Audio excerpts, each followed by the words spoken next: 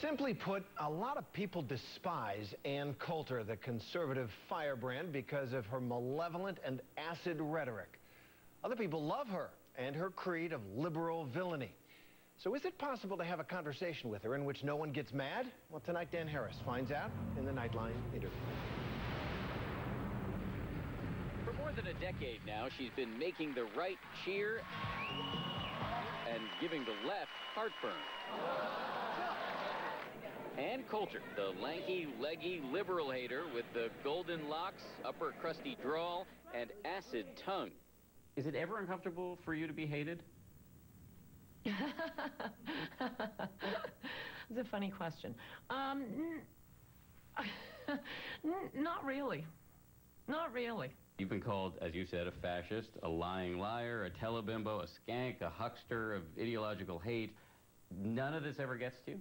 Not in the least. The only people who hate me more than liberals are conservative authors who don't sell as many books. She says name-calling is a sign of liberal desperation, although she is the one who has been quoted as calling Hillary Clinton pond scum and Pamela Harriman, the now deceased U.S. ambassador to France, a whore.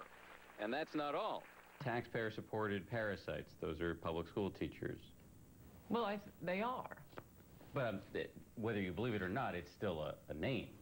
An epithet. Well, parasite. Sometimes facts are unpleasant things, but someone who lives off the taxpayer is a parasite. My point is, why is it okay when you do it? I don't think that's a name-calling. I think it is a harshly accurate fact. Coulter says she first learned how to make her voice heard during political discussions over dinner, competing for airtime with two older brothers. Let me just say, these tales of torture from Guantanamo, I think, are nothing. Try growing up with my brother, Jimmy. After college, she became a lawyer, advising Paula Jones in her sexual harassment suit against Bill Clinton. But her notoriety truly started to skyrocket in the late 1990s when she started working as a TV commentator and writing fiery conservative books. And I don't think people should get upset at what I say. I think I make some excellent points. You don't think you've ever said anything that crossed the line? No. Not one thing? No. This is nothing in the whole pantheon of Ann Coulter quotables? No.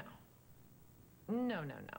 Her new book, called Demonic, says the Democratic Party is like the mob from the French Revolution, which literally chopped off the heads of its enemies. You seem to be arguing that the only way to deal with Democrats, the mob, as you call them, is violence. Not exactly. Well, listen, you say Republicans are the party of peaceful order, Democrats are the party of noisy, violent mobs. A mob cannot be calmly reasoned with, it can only be smashed. I'm against mobs, so, I'm not saying go out and punch a Democrat today, but when the mob arises, it must be you overreact to a mob because you can't reason with a mob. Coulter may be a fiercely satirical writer, attacking her opponents using humor, but one thing she doesn't joke about is her faith. She is a devout evangelical Christian. Do you think Jesus would approve of everything you've said in the course of battle? I think I'd have more of a problem with my private life, which I'm not discussing, than I would with anything in my public life. Maybe he'll say, this joke was too much sarcasm here, Ann, or this joke, we don't approve of it, and I'll just say, sorry, I got it wrong. Thanks for dying for my sins. No husband, no kids. That is rare among evangelical Christians. Does that make you sad, or is that by design? I'm sorry, that is such a question I would never answer. No, it doesn't make me sad, and no, I am not talking about my private life. I'm single for the reasons I think most people are single. Haven't found the person I should marry. Is it hard to find people when you're as opinionated as you are? Oh, no. It's hard. No, you're luring me into talking about my private life. I'm not falling for that. Coulter describes herself as a solitary person. She travels a lot, speaking on college campuses, doing book signings, and making TV appearances. She works most days until the wee hours and sleeps until noon. And she admits to having some liberal friends.